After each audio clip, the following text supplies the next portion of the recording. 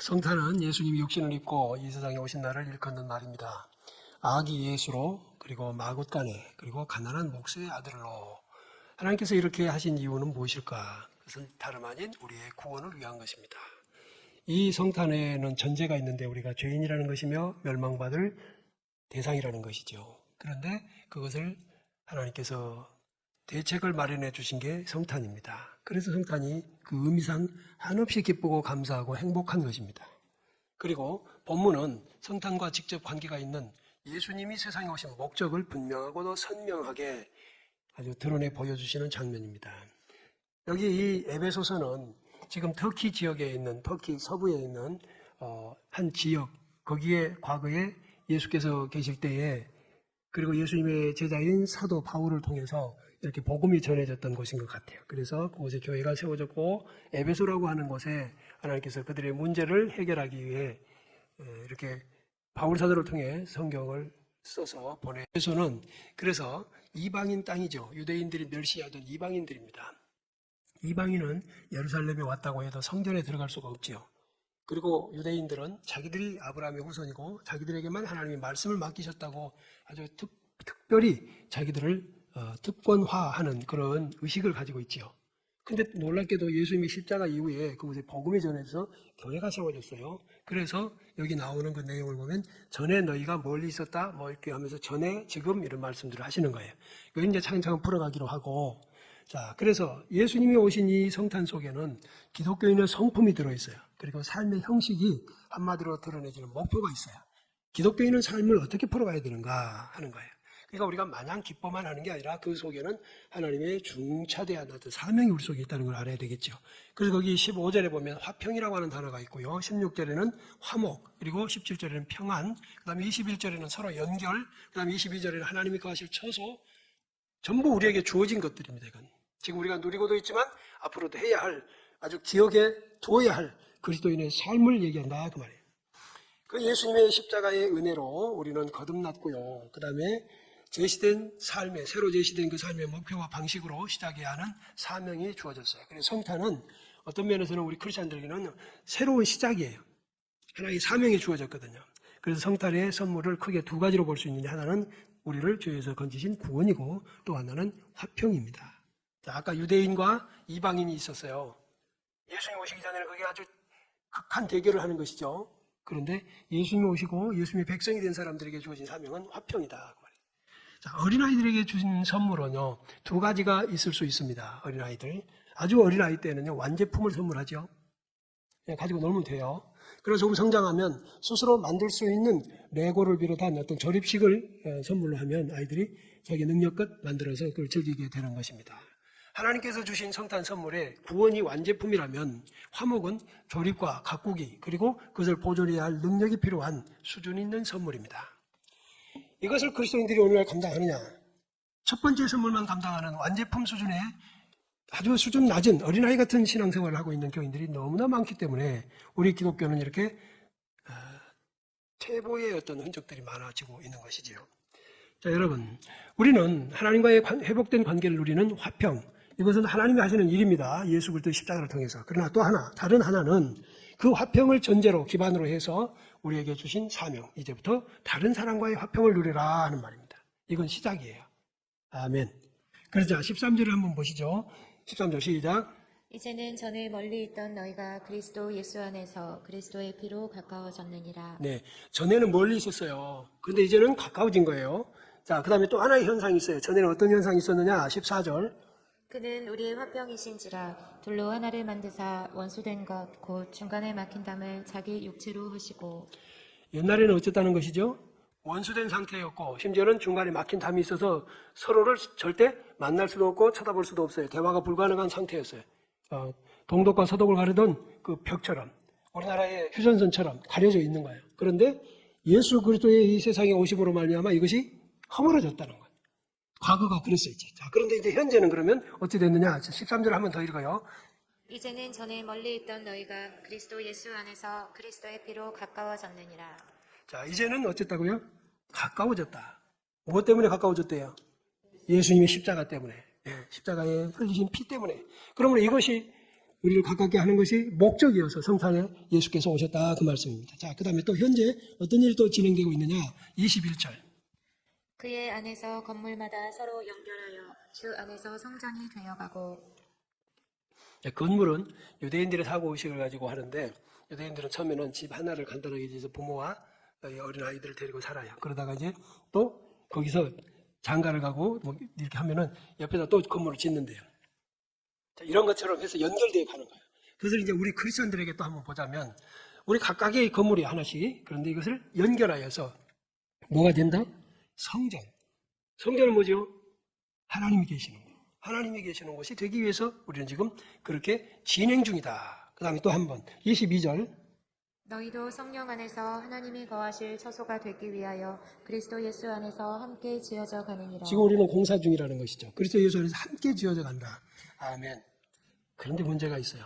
우리 인간은 타락할 때 가장 무서운 현상 중에 하나가 하나님을 떠나 쫓겨나는 사망도 있지만 또 하나는 이기적으로 타락했다는 거예요. 그래서 자기만 알아. 디모데후서 3장에 나온 것처럼 말세에 고통하는 때에 뭐죠? 사람들이 자기를 사랑하며 돈을 사랑하며 라고 말씀하세요. 돈 그러면 자다가도 버떡 일어날 사람들이. 이게 우리 인생이에요. 근데 돈보다 더 사랑하는 게 뭐라고 그랬죠? 자기 자신이에요. 자기 자신. 이게 이기심인 거예요. 부부 간에도 부모와 자식 간에도 이건 작동합니다. 어디서나 그래요.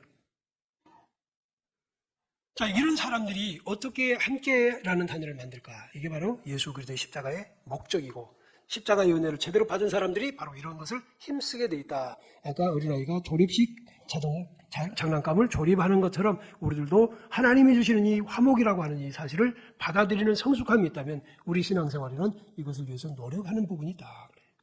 얼마나 노력하십니까? 자, 그래가지고 이제는 우리가 미래가 있어요. 우리의 미래는 뭐냐? 아버지께 함께 나아가게 되고요. 18절에 그 다음에 22절에 보면 하나님이 거하실 처소가 함께 돼요. 아멘. 마태복음 18장에서 너희 중에 두세 사람이 내 이름으로 모인 곳에는 나도 그들 중에 있다. 또 너희가 두 사람이 마음을 합해가지고 땅에서 무엇이든지 기도하면 다 들어주시겠다. 이게 뭐죠? 하나가 돼. 연결된다는 뜻입니다. 화평, 화목을 이루었다는 뜻이죠. 그래서 예수 믿는 사람들은 우리가 예수 안에서 은혜 받기 전에는 전부 나 중심이고 내가 먼저고 나만 좋으면 되고 했었지만 이제는 달라지는 삶을 산다. 성숙한 삶을 살기 위해서. 그래서 지금 성탄절 이후에 우리는 이 귀중한 사명들이 우리에게 주어져 있다는 사실을 깨달아야 되고 천국은 이 세상의 현상과는 반대일 것입니다. 이 세상은 분열과 대립이 극심하지만 천국에서는 오직 형제와 자매, 하나님 아버지를 모신 형제와 자매일 뿐입니다. 하나님과 하나 된 사람들.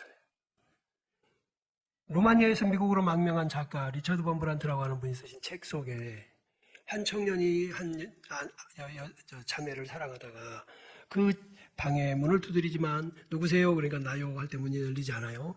이 청년은 이 자매가 자기를 사랑하는 줄은 알지만 왜 문을 안 열어주는지 고민했어요. 다음에 또 가서 문을 두드려 보지만 또 역시 마찬가지예요.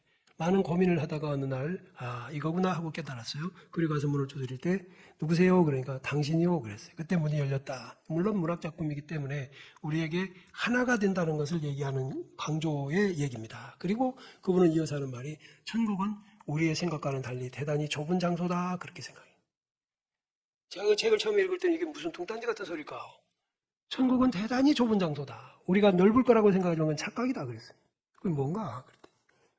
하나님과 하나 된 사람만이 있다. 이제 부부가 중년이 넘어가면은 이제 방을 따로 씁니다. 왜 그러냐면 서로 코골이를 하니까. 그래서 따로따로 나눠지는 거예요.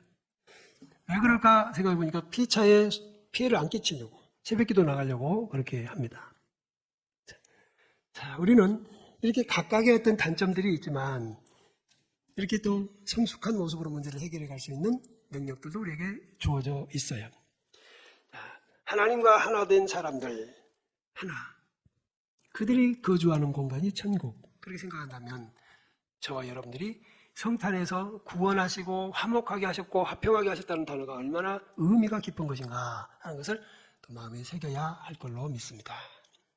자, 하나님은 자기 백성들에게 또 하나의 선물을 주셨는데 그게 뭐냐? 믿음입니다. 믿음을 선물로 받으면 십자가가 이해가 됩니다. 그리고 믿어지게 됩니다. 여러분, 십자가 사건이 믿어진다면 그건 하나님의 백성 맞아요. 십자가가 나를 위한 것이다, 나의 죄를 위한 것이다 라는 것이 믿어진다면 하나님의 백성입니다. 그리고 이 속에서 하나님께서는 우리에게 특이한 하나의 그 수법을 쓰셨는데, 방법을 쓰셨는데, 십자가를 가지고 우리 주님은 자기 백성과 아닌 자를 구별하는 판별의 수단으로 삼으신 거예요. 십자가가 믿어지는 사람은 자기 백성이고요. 아닌 사람들, 막 십자가가 뭐 2000년 전인데 시공에 초월해가지고 무슨 이 나라가 지금 예수 믿는다고 죄가 용서가 된단 말이냐, 어떻게 천국을 말 한마디로 간다고 말이냐, 이렇게 따지는 사람들이 있어요. 그건 자기 지혜로 하거든요. 내가 똑똑한데, 그런 신세 질 일이 없는데, 그런 거야. 그런데 정말 하나님의 백성은요, 그거 안 따져요. 내가 얼마나 큰 죄인이고 멸망받아 마땅할 텐데 하나님께서 나 같은 것을 이렇게 큰 은혜를 주셨노 하고서 그저 기쁘고 감사하여서 마음이 뜨거워지고 봉사와 헌신이 자연스럽게 우러나오게 되는 것입니다. 그 사실을 고린도서 1장 18절 이하에다가 우리 하나님은 기록해 두셨어요. 십자가의 도가 멸망하는 자들에게는 미련한 것이고 구원을 받는 우리에게는 하나님의 능력이 된다고 말씀하세요. 유대인들은 표적을 구합니다. 예수님이 진짜 메시아인가? 표적을 내봐라 그러죠. 그 다음에 헬라인들은 지혜, 철학으로 덤빕니다. 십자가가 어떻게 그럴 수 있나 하고 덤비죠. 그런데 우리는 십자가에 못 박힌 예수 그리스도를 전합니다. 믿으니까 전하는 것입니다. 할렐루야. 여러분도 그 사실이 믿어지는 사람은 견딜 수가 없는 거예요. 예수 그리스도의 십자가 사건을 전하지 않을 수가 없어요. 근데 그 전하다가 보면 유대인처럼 표적을 구하고 눈에 보이는 뭔가를 믿겠다고 하는 인본주의 사상을 가진 사람들에게는 거리끼는 거예요. 도대체 말도 안 되는 거거든. 이방인들에게는 보면 또 미련해. 어떻게 그거 하나로 그렇게 구원을 받는단 말이야. 그 천국을. 이렇게 해서 미련하다고 그래요. 그런데 하나님은 바로 그 방식을 가지고 우리를 사용하셨다. 할렐루야. 그래서 고린도전서 1장 24절에 보면 오직 부르심을 받은 자들에게는 유대인이나 헬라인이나 그리스도는 하나님의 능력이요 하나님의 지혜니라. 아멘. 이게 바로 십자가를 이 땅에 세우신 하나님의 뜻이에요. 그러니까 예수님이 어린 아기 모습으로 이 세상에 오신 것은 여러분 하나님의 백성들에게만 믿어지는 사건이다. 성탄은 또한 하나님의 사랑이 얼마나 큰 것인가를 드러내는 겁니다. 제가 이 성탄 말씀 준비하면서 이런 생각을 하고 이렇게 기도했어요. 주님, 우리 주님은요 전능하시잖아요. 못 이룰 게 없으시잖아요. 말씀 한마디로 세상의 존재를 마감하신 분이잖아요. 그런데 그냥 우리를 구원하실 때에도 그냥 말씀을 하셨으면 얼마나 좋았겠어요. 십자가 고통 과정 안 거치고 말이에요. 그런데 왜 그렇게 인간의 모습으로 오시고 그렇게 험한 세월을 사셨을까? 그리고 십자가에 죽으셨을까? 그리고 그 십자가를 또 우리는 지고 따르라고 하실까? 왜 그러실까? 이게 바로 하나님께서 우리를 사랑하시는 사랑의 크기를 말씀하시는 겁니다. 마태복음 27장에서 그러죠. 제가 남은 구원하였으되 자기는 구원할 수 없도다. 이것은 우리 주님의 삶의 모습이며 우리 크리스찬들이 그렇게 살아가야 한다는 사실을 몸소 보여주시기 위해서 오신 것입니다. 손가락 하나 까딱하지 않고 이래라 저래라 하시는 하나님이 아니라 먼저 오셔서 어떻게 하나님의 뜻을 살피고 사는지를 보여주시고 따라오라고 하시는 것입니다. 도자기를 만드는 도공들 그리고 그들의 제자들을 만들어낼 때 그걸 도제라고 그러죠. 그들은 이론으로만 배운 게 아니라 실제로 배웁니다. 실제로. 제가 터키에 갔을 때 터키가 그 유명한 도자기를 또 많이 만들잖아요. 막 이상한 색깔들, 우리 민족하고는 좀 다르긴 하지만 만들. 그랬을 때 한 곳에 갔는데 우리 일행들이 저를 추천해서 도자기를 만드는 법을 한번 그 기계 앞에 앉게 했어요. 그래서 거기 있던 그 주인이 저에게 흙 한 덩어리를 주고 기계를 돌리면서 이렇게 해보라고 그랬어요. 겉에서 보기엔 만만 쉽겠네 싶어서 했는데요. 이게 의외로 잘 안 돼요. 힘을 좀 주니까 국수가락처럼 올라가 버려요. 이게 그래서 그릇 안 만들어지잖아요. 쭉 올라가 버리죠. 막 깔깔대고 막 뒤집어졌죠. 다시 이제 또 뭉쳐가지고 이번에는 살살 하라고 그랬어요. 그래서 살살 힘을 빼고 나니까 얘가 도대체 그릇 형태가 언제 나올지 모르겠는 거예요. 그래서 이제 저는 물러나고 주인이 직접 가가지고 하는데 순식간에 그릇 하나가 딱 만들어지는 거예요. 그러니까 이런 실패를 계속 하면서 만약에 제가 거기서 지금까지 있었다면 저도 도공으로 됐겠죠. 한 번 하고 쫓겨나서 마치지. 하나님께서 우리에게 화평의 길을 먼저 가시고 우리에게 그것을 따라오라고 하신 것은 한두 번에 해가지고 이룰 일이 아니라는 거예요. 우리는 실패합니다. 그러나 또 도전하고 그것은 그만둘 수 없는 숙제입니다. 그리스도인들은 화평을 이루어내야 되고 화목을 이루어야 합니다. 그것이 안 되니까 우리의 능력 밖의 일이고 우리의 본성과는 너무나 다르기 때문에 우리는 그 앞에서 겸손하고 죄인이라는 사실을 더욱 깨달으면서 기도하지 않을 수 없어요. 그래서 예수 믿는 사람들은 기도 생활이 필수인 것이죠. 내 한계와 결핍을 극복하기 위한 수단이 기도가 아니라 하나님의 뜻을 이루어드리기 위해서 내가 너무나 부족하다는 사실을 인정하고 주의 도우심을 구하는 게 기도 생활입니다. 그렇게 주의 뜻을 구하는 자들을 하나님은 매우 기뻐하셔서 그들의 삶을 책임져 주시는데, 여러분, 믿음이 좋은 사람의 특징 딱 하나, 뭐만 남는다? 기도 제목이 하나만 남는다. 뭘로요? 교회를 위한 기도 제목만 남는다. 가족의 문제, 자녀의 문제를 다 하나님 책임져 주신다.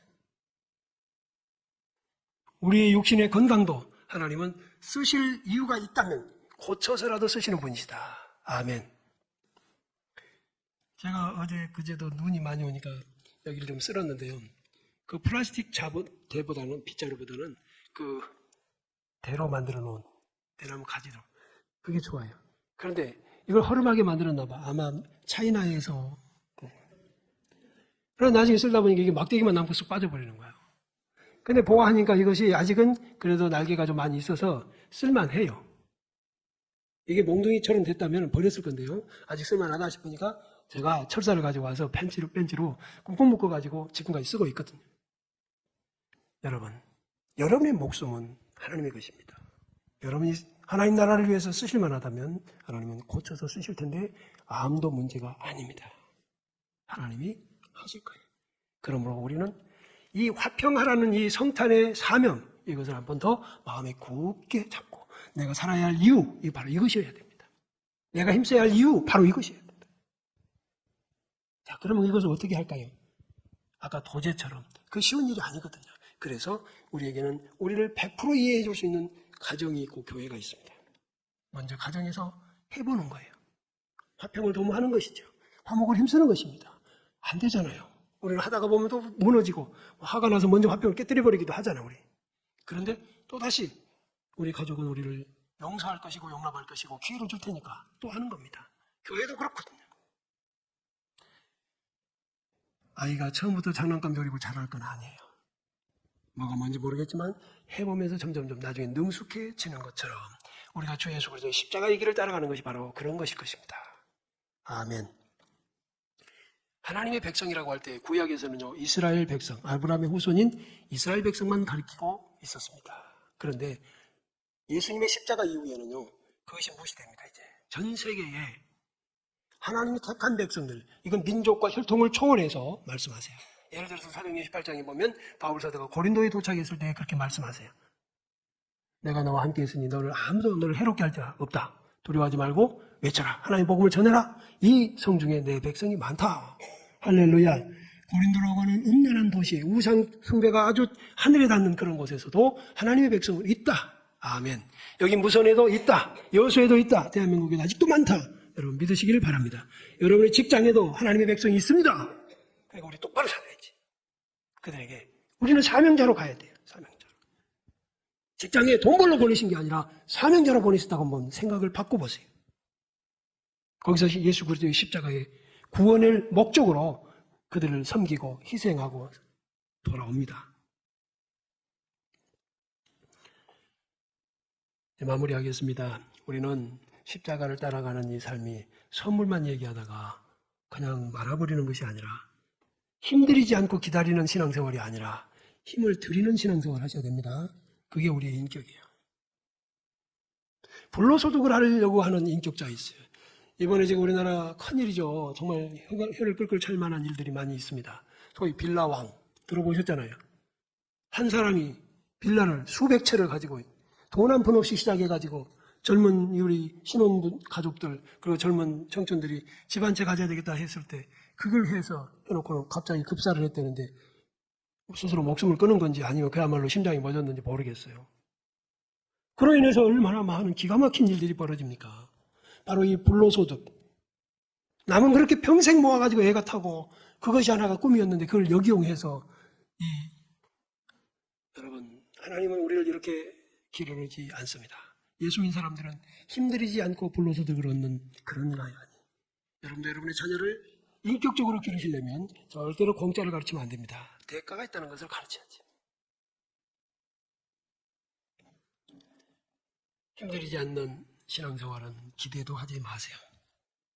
우리 주님의 십자가는 그것을 가르치고 계십니다. 여기 화평이라고 하는 단어는 다시 하나가 된다는 뜻입니다. 참 귀한 말씀이에요. 다시 하나가 된다. 그 다음에 화목이라고 하는 단어는 조화로운 이전 상태로 돌린다는 뜻이에요. 다 보니까 다시라는 의미가 들어가 있죠. 그 말은 전에는 하나였는데 지금은 나눠졌었고 다시 하나가 된다. 무엇 때문에? 성탄을 통해서 우리 주님이 오신 목적이 바로 그거라는 거예요.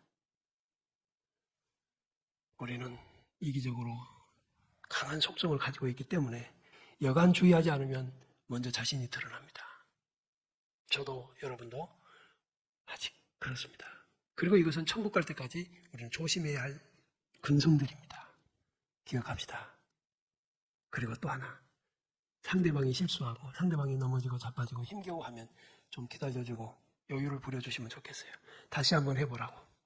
우리 교회에서도 그럽시다. 하나 되기 위한 힘씀, 역부족에서 실패할 때 다시 한번 돌이켜서 기회를 주는 그런 삶 우리에게 있으면 좋겠어요. 여러분 가족들에게 너그러워지도록 훈련하십시오. 한 집사님이 글을 쓴 걸 제가 지금 어젯밤인가 혼자 보았습니다. 언제 화낼지 모르는 남편. 저도 그거 보고 아주 마음이 찔렸어요. 대부분 남자들은 그렇죠. 시한폭탄 같아요. 언제 터질지 몰라. 그래서 이 부인은 더 힘겨웠대요. 그러니까 사랑하는 사이로 부부가 됐으면서도 어느 순간인가 불쑥불쑥 화를 내니까 아내는 정신병이 오는 거예요. 그런데 그렇게 갑자기 막 화를 내는 이유를 심리학적으로 이렇게 또 분석해 놓은 거를 보니까 거기는 뭐냐. 어렸을 때부터 욕구 충족이 안 된 사람들이 그렇게 한대. 심리적으로. 그러니까 그것을 또 이해를 해줘야 돼. 그래 불쌍하다. 그렇게 해서 점점 아내들이 기다려주고 짠하다고 생각해주고 그러면 다시 한번 또 다독여주고 하면서 점점점 그 모난 부분, 거친 부분을 다듬고 잘라내줘야 돼. 이게 화목을 위한 우리의 노력입니다, 여러분. 화목은 저절로 되는 게 아닙니다. 아주 애를 써야 됩니다. 제1차 세계대전이 한창일 때 1914년도 영국과 독일이 대치 상태에 있었던 일입니다. 성탄절이 됐습니다. 전선에 성탄절이 찾아온 것이죠. 영국군 진영에서 갑자기 크리스마스 찬송이 들립니다. 그러자 가까이서 들었던 독일군 진영에서 언어를 알아들을 수는 없지만 멜로디는 아니까 이쪽에서 따라하다가 또 독일군 병사가 청아한 목소리로 찬송을 하나 또 부릅니다. 그래서 저쪽에서 합창을 하게 됩니다. 그러던 중에 한 독일 군인이 크리스마스 트리를 안고 자신의 모습을 드러냈습니다. 다른 데 같으면 총알을 세례를 받을 텐데 아무도 총을 쏘지 않고 총을 내려놨습니다. 그리고 한 사람 한 사람 공터로 나왔어요. 공터로 나와가지고 통조림을 나눠 먹고 가족 사진을 보여주고 그러다가 양 팀이 나눠서 축구를 했대요. 축구를. 우리 전쟁사에 남아있는 일입니다. 이건 실화지요. 성탄의 평화, 성탄의 화목이 뭔가 하는 것을 보여주는 것 같아요. 여러분 가정도 성탄의 또 다른 선물인 이 화평을 누리는 은혜가 있기를 축복합니다. 우리 한번 같이